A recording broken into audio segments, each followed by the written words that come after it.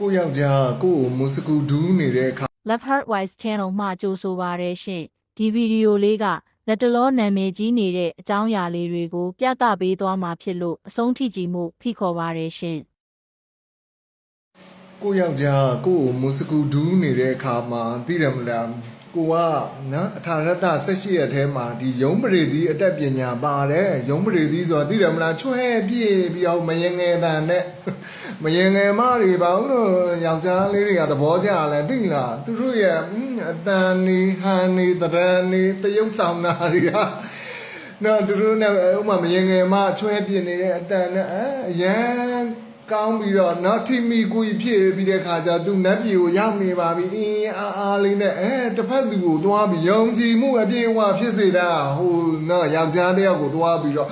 ငါဒါမျိုးကိုလုံနိုင်တယ်နတ်ပြည်ရောက်ငါပို့နိုင်တယ်မြင်လားတွေ့လားဆိုပြီးငါဟဲ့ယောက်ျားဆိုပြီးအဲ့မှာအာယုံနေတက်ပြီးဖောင်းတိုင်း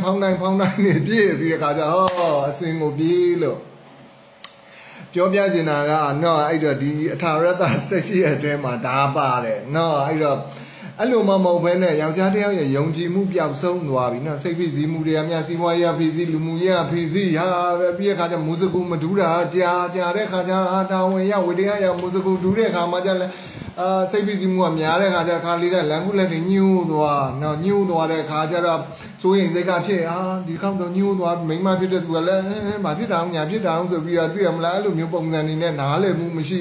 တဲ့ပုံစံမျိုးနဲ့ဒါညှိုးတာဒီအပြည့်ဆိုတဲ့ပုံစံမျိုးသွားလို့ရှိရင်ယောက်ျားတယောက်ကဖိစီးမှုထပ်ဖြစ်ရောစိုးရင်စိတ်ထပ်ဖြစ်ရောသူကိုယ်သူယုံကြည်မှုပျောက်ဆုံးသွားနောက်တစ်ချိန်ကျတော့လည်းဟုတ်မဖြစ်မနေတော့၎င်းတော့အဲ့လိုမျိုးတွေဆက်ဆံတဲ့ခါယောက်ျားတယောက်အရင်တစ်ခေါက်တော့ညှိုးသွားတော့အခုရောညှိုးမှလားမသိဘူးညှိုးမှလားမသိဘူးဆိုအဲ့ဒီဖိစီးမှုကပျောက်ဆုံးသွားတဲ့ခါမှာတကယ်ညှိုးသွားနော်စိုးရင်စိတ်ကဖိစီးမှုဖြစ်ပြီးသွားတဲ့ခါကျသူတို့ကိုသူတို့လုံနိုင်ပါတယ်ဆိုရယ်ယုံကြည်ချက်ကပျောက်ဆုံးသွားတဲ့ခါမှာအဲ့ပန်းကညှိုးသွားတဲ့ခါကျတော့အဲ့တော့နော်ဒါမျိုးသမီးတွေအနေနဲ့သဘောထားကြည့်ပြီးနားလည်ရမယ်လူတဘာဝနော်အဲ့တော့ဒီဟာကိုပြောပြတာပါနော်အဲ့တော့အဲ့ဒါအိမ်မနေညိုးတယ်ဟောရုံးပရိသီမတွေနဲ့တွေ့တဲ့ခါကျတော့မလေးနော်ထိလိုက်တာနဲ့ကိုထပြီးမလေးဖောင်းတိုင်းနေတော့ဝုံတိုင်းကျဲလို့အဲ့ကိုနဲ့ပဲအစင်မပြေတာဟိုဟာနဲ့ကြတော့အစင်ပြေတယ်ဘာဖြစ်လို့လဲဆိုတော့အထာရတ18ရက်ထဲကတရက်နော်ကိုမတက်လို့အပြစ်ပြောတာမဟုတ်ဘူးနော်အဲ့တော့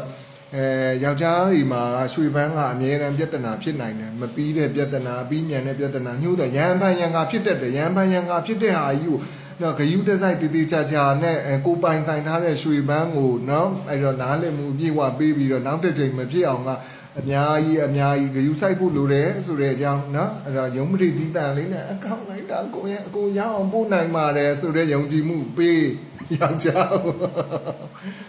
ဗီဒီယိုလေးကိုကြည့်ပြီးသွားပြီဆိုတော့ကို့အမြင်ကိုခံစားချက်ကိုအတွေ့အကြုံလေးတွေကိုလည်းမျှဝေပေးခဲ့ပါဦးရှင်ကျမတို့တင်ဆက်မျှမလွတ်တမ်းကြည့်ရှုနိုင်မှုကျမတို့ရဲ့ channel လေးကို subscribe မလုပ်ရသေးရင်လည်းလုပ်ခဲ့ကြပါအောင်ရှင်